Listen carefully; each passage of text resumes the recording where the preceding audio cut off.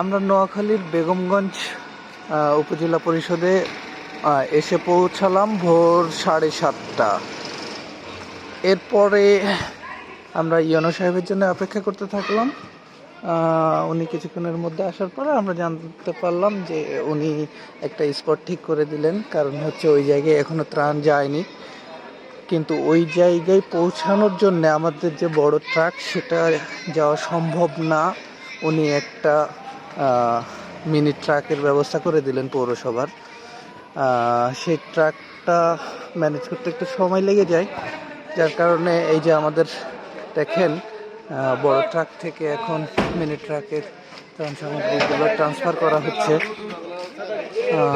এইটা নিয়ে আমরা এখন গ্রামের দিকে যাব, যেখানে এখনও প্রায় হাঁটু পরিমাণ বা তার চেয়েও বেশি পানি।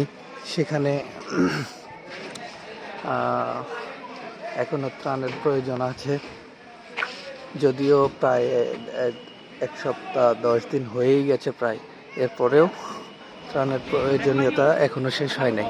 আর সবচেয়ে বড় কথা হচ্ছে আমরা পুনর্বাসনের দিকে মনোযোগ দিব। তো সেক্ষেত্রে ওইখানে আইডেন্টিফাই করতে হবে কাদের কীরকম নিড।